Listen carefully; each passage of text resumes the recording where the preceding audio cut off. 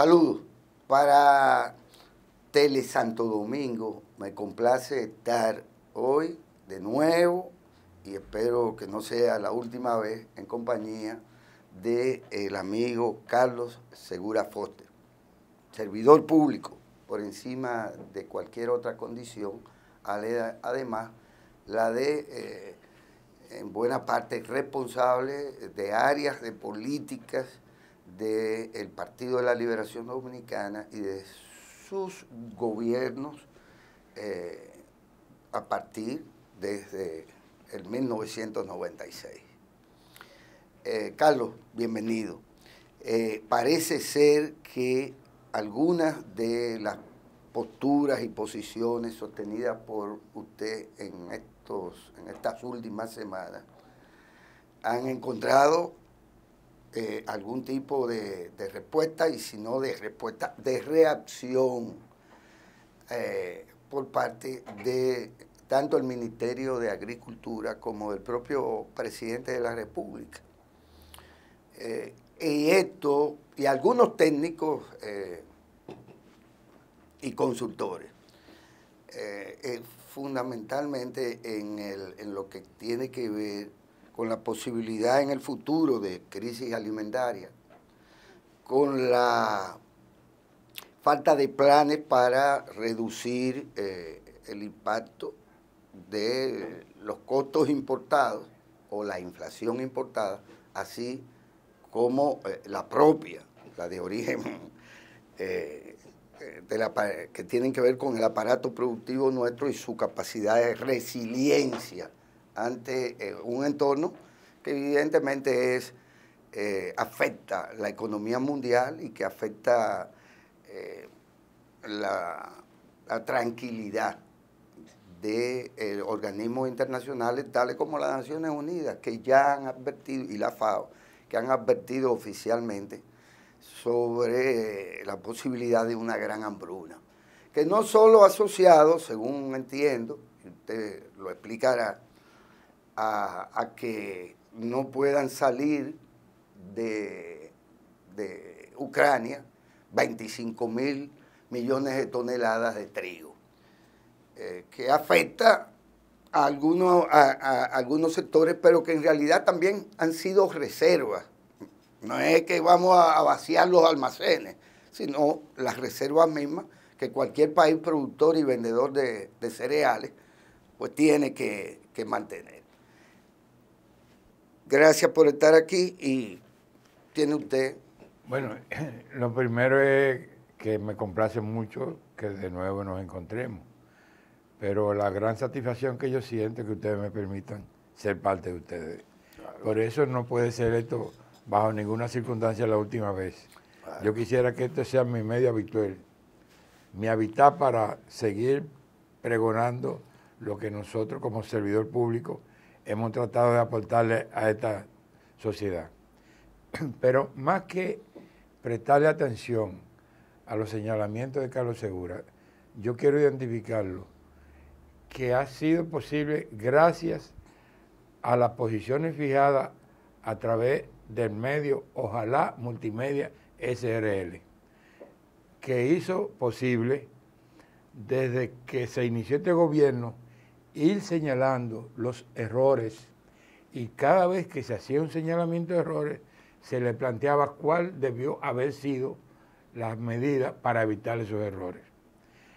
Y lamentablemente hemos llegado aquí, pero yo escribí un tuit ayer felicitando al gobierno por los anuncios. Insuficiente o no, pero anuncios correctos. Porque es eso lo que tiene que hacer. Ya no mentiras. Sí. No, ellos lo acompañaron en una serie de falsedades que es parte de lo que yo les voy a aconsejar que no sigan, porque si siguen por el camino no van a tener resultados positivos. Pero yo acabo de procesar anoche lo que son las estadísticas de áreas sembradas, recolectadas, el rendimiento por área y el rendimiento total de cada uno de los 62 principales productos de la agricultura. Y lamentablemente, 38 de ellos, también al mes de abril acumulado, tienen una producción menor que la que se logró en igual periodo del año pasado, 2021, que fue menor a la alcanzada en el 2020 y mucho menos de la alcanzada en el 2019. Y prácticamente son los cultivos que sufrieron los embates de las importaciones. Los que más han decrecido son las papas, la remolacha, la zanahoria y lamentablemente también han decrecido los frijoles, incluyendo los guandules. Y ha comenzado a descender la producción de cereales, como en el caso del arroz, que hacía años que no se descendía en un periodo de 4 meses. Y es grave el descenso de la producción, pero mucho más grave es el hecho de que también las áreas de siembra de esos mismos cultivos ha sido inferior de manera consecutiva en los mismos periodos citados. También en abril, incluyendo ahora áreas de renglones que tenían un crecimiento sostenido, como es la producción de musácea, encarnado principalmente en guineo y plátano. Si tú ves, el plátano y el guineo siguieron creciendo la producción, pero ya en el periodo enero-abril las áreas sembradas son menores a las del año pasado. ¿Qué significa eso? Que como son productos de un año, el año que viene, para esta fecha, vamos a tener menos área en producción de plátano y guineo. Esas son las cosas que tienen que analizar quienes tienen responsabilidad de hacer política pública. Bueno, pero han anunciado acciones de apoyar la siembra, que es la medicina que se impone en un momento en que el mundo que está afectado por situaciones por igual, en mayor o menor medida, de la agropecuaria, que ha llevado a los organismos internacionales a hablar de hambruna, a hablar de escasez, y que los países comienzan a tomar medidas, como es lógico, de preservar la alimentación para sí antes de pensar en los demás. Entonces, para nosotros el contrasentido era que aquí, cuando debíamos aprovechar nuestra fortaleza de producción, estábamos pensando en resolver el problema con importaciones en un mundo convulsionado por las dificultades de producción. Entonces, bueno, ahora vamos a comenzar, pero como dije ayer en mi tuit, más vale tarde que nunca. Ahora, ¿qué resulta? Que lamentablemente este gobierno llegó signado por una serie de conductas de sus funcionarios, principales del área agropecuaria, que siempre utilizan la mentira. Y si tú oyes el discurso, ponen a hablar al peor de los voceros, al ministro de Agricultura, y comienza a decir una serie de mentiras, que hemos duplicado la producción, y que ahora producimos más, y que la gente come más, y todo eso son falsedades. Y como la gente que produce sabe que eso son falsedades, pues él, que necesita mejorar la credibilidad, lo que hace es que se distancia, porque la gente dice, pues este va a seguir con su mentira, que nosotros no vamos a tener ningún resultado positivo de un hombre que lo único que se basa es en mentiras. Entonces él dijo que han duplicado la producción de los alimentos y que lo único que no se ha logrado multiplicar son los cerdos por razones conocidas. Y eso es falso. Falso de toda falsedad. Y él lo sabe porque él, antes de publicar para los que consumimos a través de la página del ministerio, lo que son las estadísticas, a él se la llevan. Entonces, mentir, mentira sabiendo que es mentira, es para fatal. Desmontar alguna de ellas, digamos. Y usted lo ha dicho, si se ha reducido el área de siembra y eso tendrá resultados al año, digamos, en cierto, ¿verdad?, en esos productos que son anuales. Ellos han anunciado el mantenimiento del subsidio a los fertilizantes. Y hablo de esto porque obviamente, ¿para cuándo son los fertilizantes? Si no es precisamente para iniciar la siembra en su momento, para abonar la tierra. ¿De qué se trata este tema y cómo ligarlo con la denuncia, si se quiere, que han hecho los productores, las asociaciones de productores de San Juan, con respecto a que no ha habido apoyo y que ha habido un abandono? Porque por un lado se habla de que hay financiamiento abundante, de que se ha duplicado, como usted dice, la producción de muchos de esos rubros, y sin embargo, un plantel de asociaciones, de productores, de un área tan importante como el Valle de San Juan, pues justo antes de ayer estaba diciendo lo contrario. Bueno, lo primero es que haber ampliado el plazo del subsidio de fertilizantes es una buena medida, porque viene a fortalecer lo que ya se hizo y que de una manera u otra contribuyó a que se redujera en mayor medida la producción. Hay que reconocer que el haber mantenido el precio del fertilizante a lo que era el precio a septiembre de 2021 ha permitido seguir laborando a algunos sectores. Pero los subsidios no es la vía... No es sustentable eso. No, simple y llanamente porque usted no lo puede mantener permanentemente. Y además porque el hecho de que si usted tiene capacidad de movilizar y de ir a comprar su fertilizante donde lo venden más barato, usted se beneficia. Pero aquí la mayoría de los pequeños y medianos productores no tienen facilidad y tienen que seguir comprando caro. Bueno, pero de todas maneras la intención es reducir el costo de producción y esa es una acción correcta dentro del ambiente que se está viviendo. Ahora, ¿qué resulta? Que en manos de autoridades con mala práctica y mentirosos, contumaz, eso es un grave peligro. Y lo voy a citar, aquí no se sabe cuánto se compró de alimentos de producción local y de importados en el último cuatrimestre del año 2020. Y se habla que fueron tanto las compras que se hicieron que cuando se junten con las compras del 2021, las cifras que se han perdido en vacunas van a ser más o menos similares a las que se han perdido en los alimentos que se han comprado. Pero además,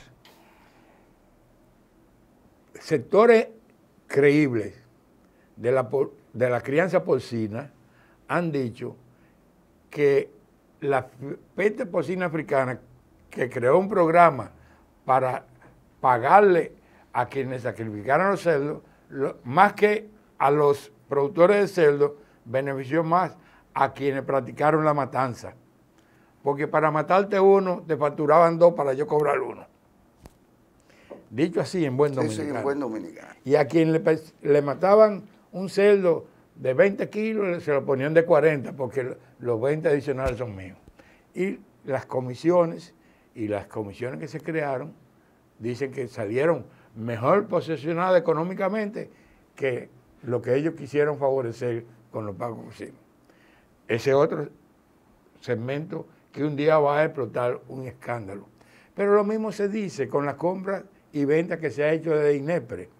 Ahora mismo la última situación que se explica es que hubo un habitué del despacho del director de INEPRE que entra a su despacho sin tocar la puerta, que compró 21 millones de huevos a 5 pesos para venderlo a 3. A él le quedaron 2.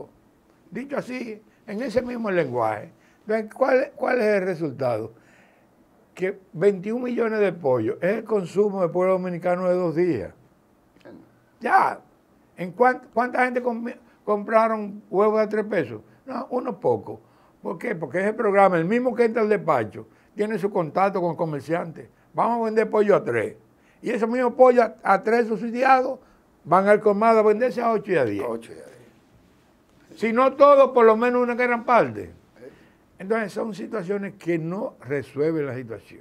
Entonces, lo que hizo posible el fenómeno de los gobiernos del PLD de lograr altos crecimientos con baja inflación fue el fenómeno que supo equilibrar permanentemente con producción nacional y con las importaciones necesarias la oferta con relación a la demanda.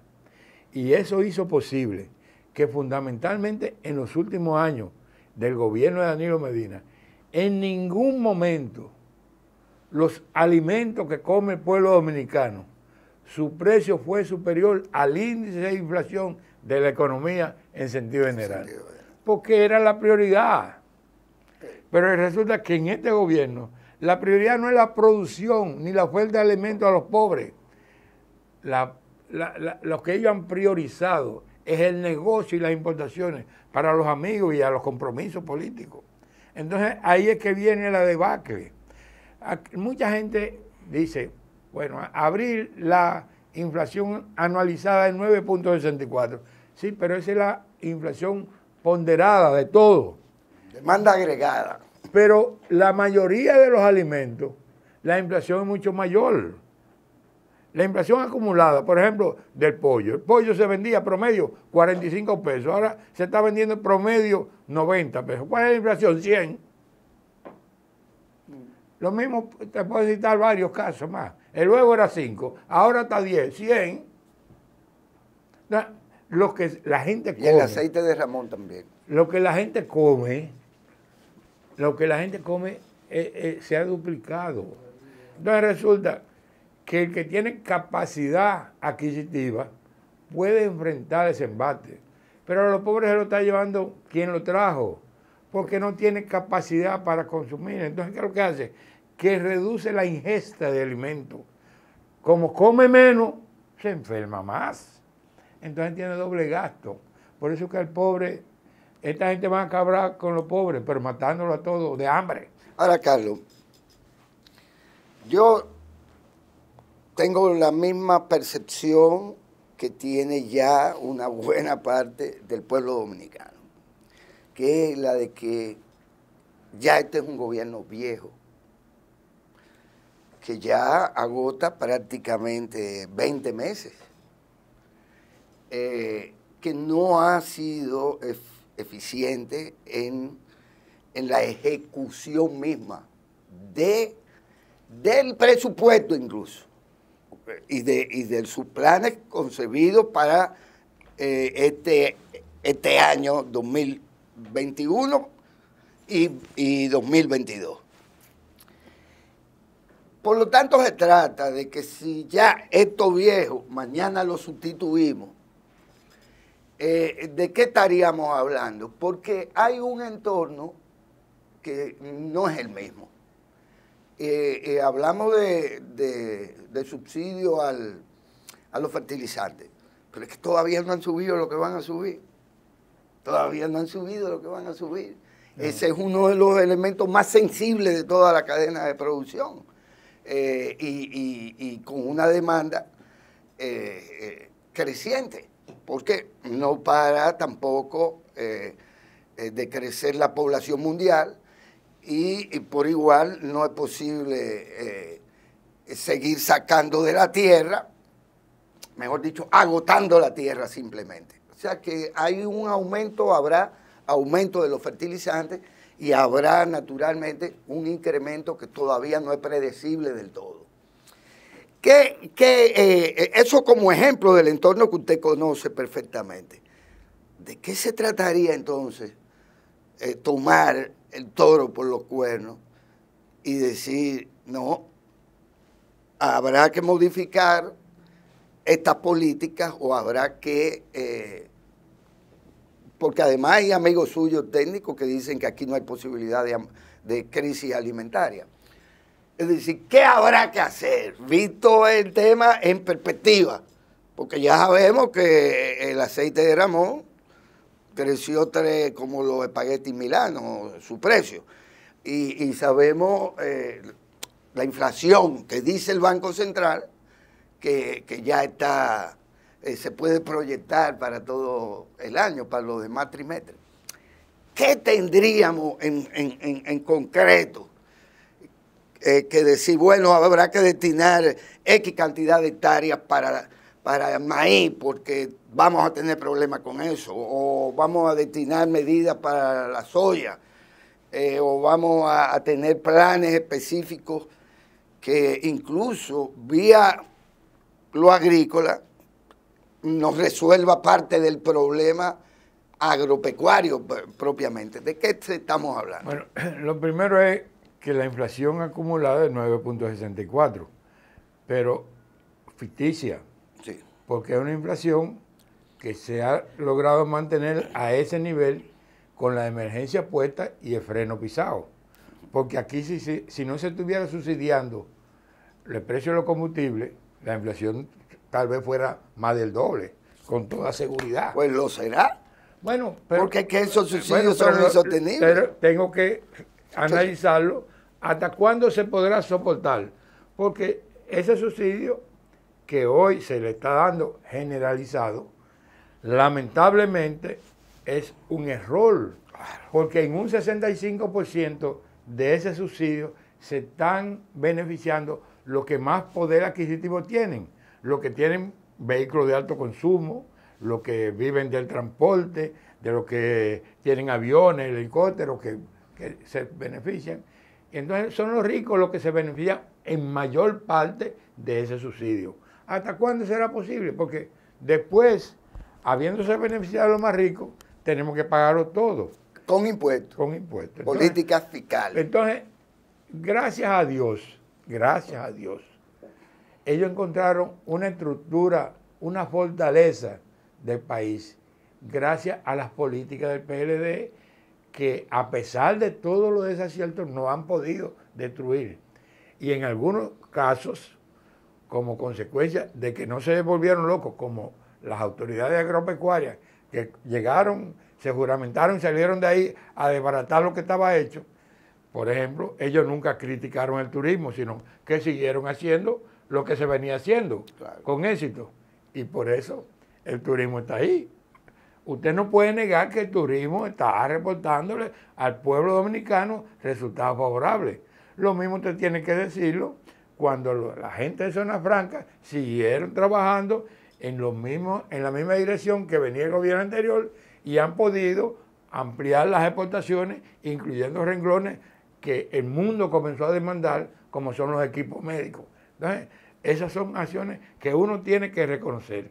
Yo siempre he dicho, no niegue lo que es verdad, porque los hechos usted no los puede borrar ni olvidar. Entonces, el turismo y la Zona Franca han sido generadores de divisas que han venido a fortalecer a un país que además ha tenido la suerte de haber ampliado las remesas de todos los ciudadanos dominicanos que viven en el mundo y que por su solidaridad han aumentado, porque recibían ayuda, por lo que sea, pero han ampliado. Y ya este año han entrado aquí por remesa más de 3.200 millones de dólares. Y el año pasado entraron 12.000 millones de dólares, que no era lógico pensar. Hay otros dólares que andan por ahí como consecuencia de negocios sucios, pero eso es parte de la vida. La realidad es que hasta qué punto esa situación se va a poder mantener. Entonces nosotros tenemos que ver que pensar, es lo que yo siempre critiqué, pensar que desaprovechar la fortaleza, yo lo puedo citar por ejemplo, nosotros logramos hacer que el pueblo dominicano comiera conejo. Y aquí era raro no encontrar un amigo que te invitara a una paella de conejo. Bueno, pero los ricos. No, y en los almuerzos escolares, se servía. Sí, eso se popularizó, como se popularizó en los 60 y 70 la carne de pollo. Ya el conejo iba compitiendo con eso. Pero están ahí cerradas todas esas granjas. Aquí prácticamente... Cerradas. Sí, todas las granjas de las que fueron de visita obrera. Okay. Pero aquí prácticamente la peste porcina africana va a llevar a la producción porcina. Y aquí hay serios problemas por el descuido que ellos han tenido en la atención sanitaria, en la crianza animales bovinas y producción avícola. Pero Dios los ilumine y comiencen a rectificar.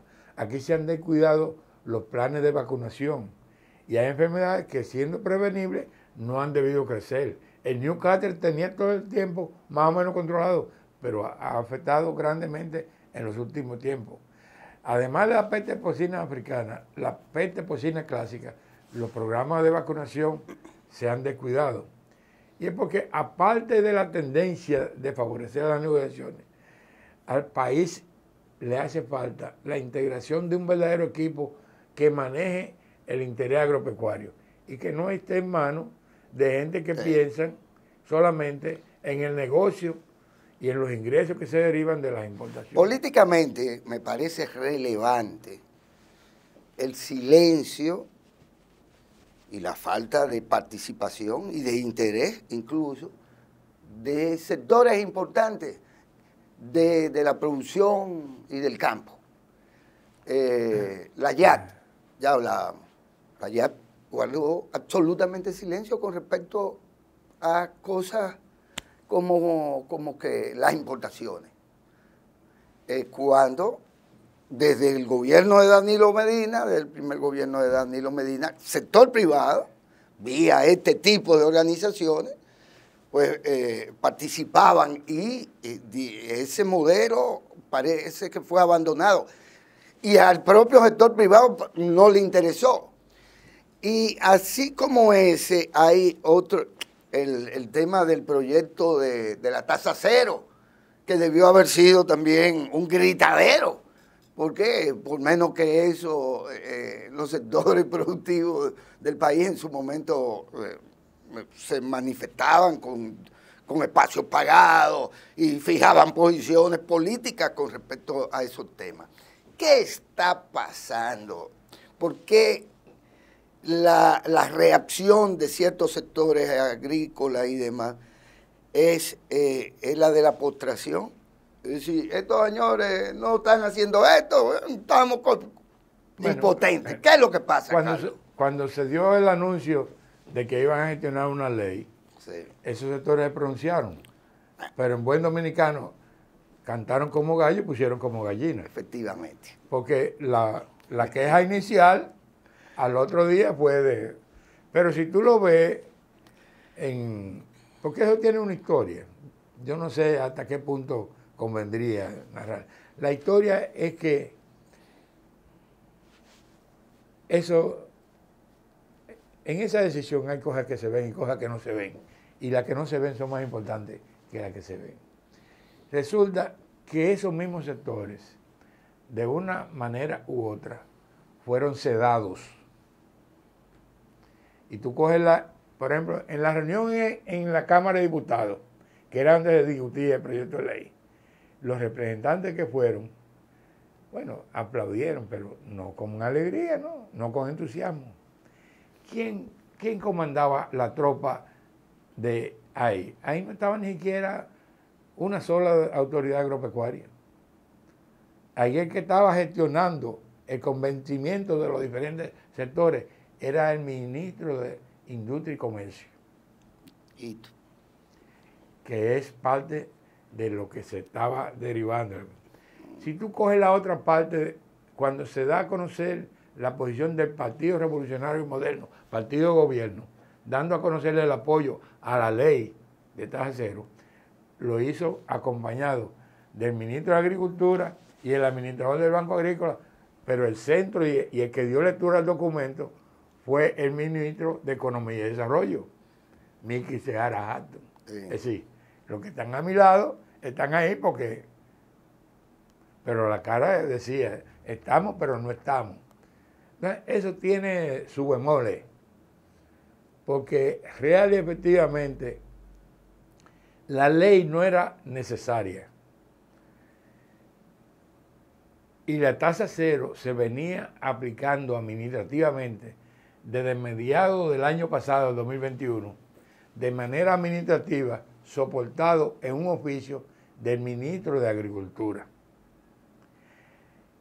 que cuando hizo eso para importar pollo, rompió con una oposición permanente de los productores avícolas de no permitir la importación de parte de pollo, porque las partes de pollo son las que compiten contra la producción local. Porque, como se sabe, en los países más avanzados, el pollo se come la pechuga y las otras partes se venden a precio de despojo. Pero ¿qué resulta? Que cuando el ministro de Agricultura dio la disposición de que se trajeran pollo entero o en parte a tasa cero, todos los permisos los repartió entre los productores. Una especie de bobo. Cuando ellos ahora cantan que se oponen, le dicen, pero ustedes fueron los primeros que se beneficiaron de eso. Y eso en parte explica este entramado, este silencio cómplice, que en definitiva va a crear mucho perjuicio. Pero de todas maneras, tanto los gobernantes como los gobernados deben trabajar en procura de que la población no sufra. Y este camino, de estas medidas que he anunciado, por lo menos el inicio. ¿Qué es lo que nosotros tenemos que hacer? Desearle éxito y señalar. Eviten los errores que ustedes han cometido, corríjanlo, háganse creíbles y vamos a, con medidas ciertas, te lo voy a citar con cifras. Nosotros no vamos a ser autosuficientes en la producción de la cantidad de maíz y sorgo que se compra en el extranjero para la crianza animal, principalmente la avícola, pero podemos producir el 60%. Si nosotros producimos el 60%, le haremos una economía de divisas grandemente a nuestro país. Entonces, aquí fácilmente se identifican las áreas necesarias para producir ese 60%. En terrenos que son de proyecto La Cruz de Manzanillo, en terrenos que son de Prodevá, allá en Oviedo, en los terrenos que se siembran en el Valle de Azua y en el Valle de San Juan de tomate industrial y que quedan ociosos hasta que venga la otra siembra. Es decir, es cuestión de usted planificar, identificar los terrenos e identificar semillas híbridas genéticamente mejoradas que en vez de estar produciendo 1 o 2 quintales de maíz por tarea, te produzcan entre 8 y 15 quintales. Con eso el país se habrá de economizar el 60% de los dineros que ahora mismo está dedicando a la importación de maíz, que dicho sea de paso, llega viejo, no tan fresco como que se produzca aquí, y por tanto tiene menos calidad nutritiva que de la producción local. Tengo que intentar satisfacer mi curiosidad, porque podría alguien pensar que oferta y demanda pues siempre andan juntas, que siempre andan juntas y que y sin embargo lo que ya ha dicho mi querido amigo Ramón Tejeda en su momento es, y usted mismo, es que ante la inflación lo que se produce es que usted come menos proteína, que usted come menos productos, se lo subsidien o no, porque vaya, los subsidios no asimilan todos los costos o todos los incrementos en los costos. ¿Es creciente la demanda del sector turismo? Sí.